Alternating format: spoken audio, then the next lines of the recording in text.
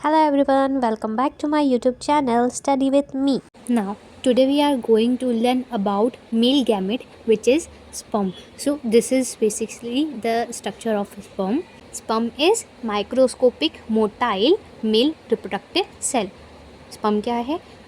Microscopic है. Microscopic means हम sperm को माइक्रोस्कोप के थ्रू देख सकते हैं. मोटाइल है, मोटिलिटी है उसके थ्रू, मतलब क्या कर सकता है, मूवमेंट कर सकता है. एंड मेल रिप्रोडक्टिव का सेल है. ठीक है. स्पर्म किस प्रोसेस से बनता है? स्पर्म जो है मेल रिप्रोडक्टिव सिस्टम में स्पर्मेटोजेनेसिस के थ्रू बनता है. और इसका काम क्या होता है कि जो फीमेल ओवम जो एग होता है उसको फर्टिलाइज करवाता है. राइट. नाउ स्पर्म जो है 60 माइक्रोमीटर लॉन्ग होता है. और इसके कितने पार्ट होते हैं? Head, neck, middle piece, tell, 4 parts होते हैं. सो पहले हम हेड देखेंगे, विच इज़ फर्स्ट पार्ट. ठीक है. हेड क्या होता है? ओवल शेप का होता है. इसमें क्या क्या पार्ट्स होते हैं? क्रॉन होता है, एक्रोसोम होता है, न्यूक्लियस होता है. ठीक है. पहले हम न्यूक्लियस को देखते हैं. न्यूक्लियस क्या होता है? ये हैप्लॉइड क्रोमोसोम कंटेन करता है, विच इज़ 23 क्रोमोसोम कंटेन करता है. एक्रोसोम क्या करता है? एक्रोसोम जो है न्यूक्लियस के ऊपर कैप जैसा स्ट्रक्चर रहता है, उसको क्या कहेंगे? एक्रोसोम कहेंगे. एक्रोसोम जैसे एक्रोसिन, लैक्टिक एंजाइम कंटेन करता है, जिसका काम क्या होता है? जो ओवम जो एग होता है ना फीमेल का, उसकी लेयर डिसॉल्व कर देता है. ठीक है. आउटर जो लेयर होती है ना ओवम की, उसको डिसॉल्व कर देता है ताकि स्पर्म जो है इजीली एंटर हो सके इनटू द एग और ओवम. एंड क्रोन जो है वो एक्रोसोम का ही पार्ट है. ठीक है. एंड एक्रोसोम जो है बनता किससे है? गोल्गी कॉम्प्लेक्स से बनता है. ठीक है. एंड एक्रोसोम का काम क्या होता है? जो ओवम है उसको आउटर लेयर को डिसॉल्व करना ताकि स्पर्म जो है इजीली एंटर हो सके. राइट. ओवम है और ओवम की जो आउटर लेयर है उसको क्या कहेंगे हम? Zona pellucida. Next part is neck. Neck होता बहुत छोटा है, बट ये क्या कंटेन करता है? 2 सेंट्रोलाई कंटेन करता है. एक डिस्टल सेंट्रोलाई होता है, एक प्रॉक्सिमल सेंट्रोलाई होता है. जो डिस्टल सेंट्रोलाई होता है ना, वो फ्लैजेला को बनने में हेल्प करता है. और जो प्रॉक्सिमल सेंट्रोलाई होता है ना, वो फर्टिलाइजेशन के बाद जब जाइगोट की स्टेज आती है तो स्प्लेंडर फॉर्मेशन करवाता है. Now our next part is middle piece. Right. अब मिडल पीस को स्पर्म का जो है power house of the cell भी कहते हैं.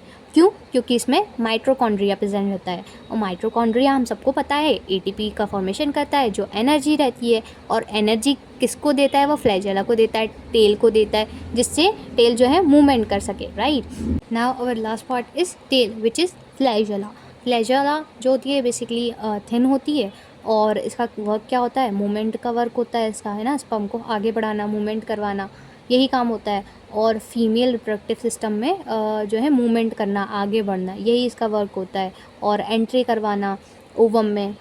हमें पता है कि मैच्योर स्पर्म जो है वो 60 माइक्रोमीटर लॉन्ग होता है. फिर नेक्स्ट पॉइंट ये है कि sperm is involve by plasma membrane. ठीक है. वो इन्वॉल्व रहता है प्लाज्मा मेम्ब्रेन के थ्रू.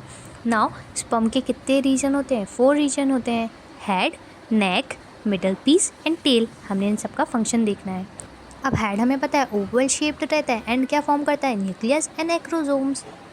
और एक्रोसोम हमें पता है गोल्गी कॉम्प्लेक्स से फॉर्म्ड होता है, कंटेन करता है lactic enzyme and acrosin enzyme, जो कि ओवम की जो आउटर लेयर होती है उसको डिसॉल्व करती है और स्पर्म को एंटर करने में हेल्प करती है. फिर नेक का क्या वर्क होता है? नेक जो है शॉर्ट पार्ट होता है स्पर्म का, हमें पता है. और क्या कंटेन करता है? प्रॉक्सिमल सेंट्रोलॉय कंटेन करता है एंड डिस्टल सेंट्रोलॉय कंटेन करता है. डिस्टल का काम क्या होता है? जो फ्लैजेला बनाता है, टेल बनाता है. और प्रॉक्सिमल का क्या काम होता है? वो स्प्लेंडर फॉर्मेशन बनाता है जाइगोट की स्टेज पर. नाउ मिडल पीस जो है वो कंपोज होता है axial filament. Axial filament means centre का पार्ट जो टेल को हेल्प करता है मूवमेंट में. ठीक है. और मिडल पीस सराउंडेड किससे है? माइट्रोकॉन्ड्रिया से. और माइट्रोकॉन्ड्रिया प्रोड्यूस क्या करती है? एनर्जी प्रोड्यूस करती है, जो स्पर्म की मोटिलिटी बढ़ाती है, मूवमेंट में हेल्प करती है. फिर लास्ट इज टेल. टेल क्या करता है? स्पर्म को मूवमेंट में हेल्प करता है. कहाँ पर? फीमेल रिप्रोडक्टिव सिस्टम में. अब कुछ ऐसे पॉइंट जो आपको याद रखना चाहिए. अब मेल जो है वो इजैकुलेट कर सकता है 200 से 300 million sperm during coitus. Coitus mean mating. Now 60% sperm must have normal shape and size, ये पता है. नाउ 40% जो है sperm show vigorous motility. Vigorous motility mean strong movement. ठीक है. तेज़ रफ्तार, एक्टिविटी, एक्टिव होना एकदम. Now spermatogenesis is the first process. ठीक है. जब स्पर्म का फॉर्मेशन होता है कहाँ पर? सेमिनिफेरस ट्यूब्यूल ऑफ टेस्टीज में. एंड प्यूबर्टी के टाइम स्टार्ट होता है. Now second process is spermiogenesis. Spermiogenesis में क्या होता है, स्पर्मेटेड ट्रांसफॉर्म होता है इनटू स्पर्म। अब स्पर्मेटेड क्या है, एक अनमैच्योर सेल है जो ट्रांसफ़र हो रहा है मैच्योर स्पर्म में। अब लास्ट इज स्पर्मिएशन। स्पर्मिएशन क्या है, जब आफ्टर स्पर्मियोजेनेसिस के बाद जो स्पर्म होता है, मैच्योर स्पर्म होता है, वो उसका हेड जो है इम्बेडेड हो जाए सर्टोली सेल में ताकि उसको नरिशमेंट मिल सके। लास्ट में एक ट्रिक है जो कि है माँ मियो मिया, जिससे easily you can learn. That's it for the video. Thank you for watching. Follow for more easy biology concepts.